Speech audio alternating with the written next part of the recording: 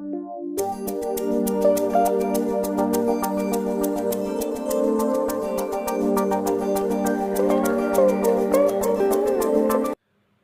Indonesia, selamat datang kembali di channel Bakar Viwi. Kita kembali lagi membahas tentang masalah logika kehidupan. Hari ini kita mencoba membahas tentang teori awal mula kehidupan. Jadi teorinya itu teori Big Bang, sebuah ledakan besar. Dari ledakan itu akhirnya pecah menjadi ribuan, mungkin jutaan bintang dan planet yang bertebaran di jagat raya ini, di alam semesta ini. Dari ledakan tadi itu ada satu yang memiliki oksigen, yakni planet bumi. Dari ledakan itu menjadi sebuah gumpalan yang berputar karena berada di oksigen. Akhirnya kutub dari planet ini akhirnya membeku. Terjadilah gunung es atau wilayah es.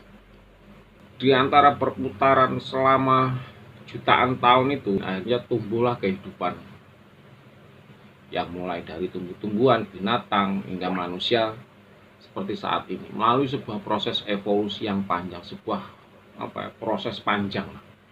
Secara teori, yang namanya makhluk hidup paling nyaman untuk ditinggali makhluk hidup itu logikanya itu adalah di wilayah Nusantara, di wilayah Katulistiwa.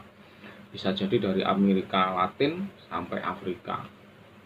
Pokoknya di wilayah Katulistiwa itu bisa jadi dulu itu adalah tempat peradaban manusia atau tempat berkumpulnya makhluk hidup. Bisa manusianya, bisa binatangnya di masa itu berkumpul di situ, dan banyaklah terjadi peradaban-peradaban di situ. Ya, kalau di Sulawesi itu kan ditemukan lukisan tertua di dalam gua yang dianggap paling tua di dunia berapa ribu sebelum Masehi. Terus ada lagi patung-patung besar yang ada di Lembah Bada. Terus ada lagi di Chili, di Pulau Pasca itu ada patung-patung besar, itu yang juga misteri, yang semuanya bisa jadi sebelum Masehi atau sebelum zaman prasejarah terjadinya itu. Artinya di masa lalu itu sudah ada peradaban, hingga akhirnya orang itu sudah mulai mengenal peradaban untuk mencatat hingga mengingat itu pada kisah Nabi Nuh, ya kan? Nabi Nuh, kan kisah-kisah itu muncul itu setelah dari nol nggak ada, terus habis itu ada cerita lagi tentang yang ada, katanya Nabi Adam, terus hingga Nabi Nuh. Dan teori Nabi Nuh ini, cerita Nabi Nuh ini banyak diterima oleh ilmuwan karena setelah ribuan tahun membeku, pada akhirnya, jadi dulu itu setelah bumi itu berputar menjadi sebuah bulatan sempurna dengan ujung kutubnya itu berupa es. Ini semua berupa daratan gitu. Begitu es itu mencair, terjadilah banjir besar yang akhirnya memecah menjadi pulau-pulau atau daratan seperti saat ini. Itu akibat sebuah mencairnya es yang ada di kutub tadi itu. Akhirnya menjadi sebuah lautan hingga daratan yang terpecah seperti ini. Nah, bisa jadi ya, ini kan semua teori-teori ya, atau analisa-analisa. Kan boleh saya membuat analisa seperti ini karena semua nggak ada catatannya, itu nggak ada yang mencatat. Jadi kita itu boleh membuat analisa bebas. Dan konyolnya, ini saya sedikit melenceng, konyolnya kita itu kadang-kadang terlalu mengikuti peneliti orang luar gitu. Kita itu hanya manut saja kata mereka, dan bolehlah kita itu memberikan usul, gambaran, pendapat tentang teori itu, teori kehidupan ini. Nah, kembali lagi ke cerita tadi ya, bisa jadi dulu itu pada masa di zaman Nabi Nuh itu di wilayah Nusantara ini.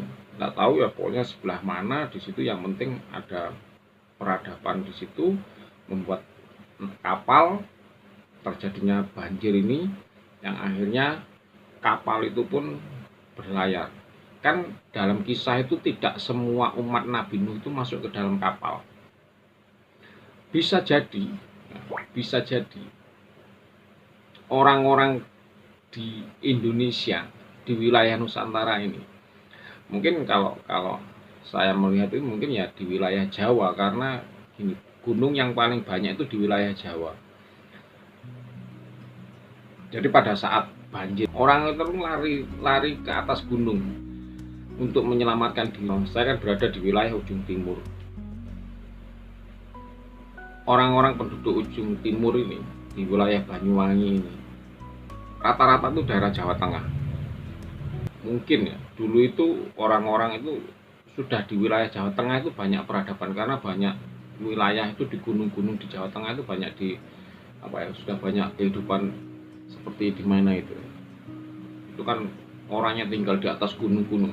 Bisa jadi mereka sudah sejak dari ribuan tahun yang lalu, dari kelompok-kelompok yang berada di sana hingga bertahan hingga hari ini. Setelah ini menjadi lautan, airnya mulai surut, kapal yang Nabi Nuh ini mungkin berada di wilayah, kalau teorinya banyak menduga kan di Turki itu kan yang di situ, tapi meskipun ya katanya itu masih praduga, masih belum fix penemuan itu hanya praduga di wilayah situ. Tapi mungkin bisa jadi benar gitu loh, kapal itu terdampar di pergunungan di Turki itu hingga terjadinya surut, terus lalu bumi itu sudah mulai surut, mengering, akhirnya orang-orang turun hingga berkembang di wilayah Eropa atau Asia bagian utara. Yang di wilayah Nusantara masih tetap sampai hari ini. Ya itu semua masih praduga, masih teori. Tetapi inti dari cerita ini, kisah ini sebenarnya kalau menurut saya bisa jadi kita ini juga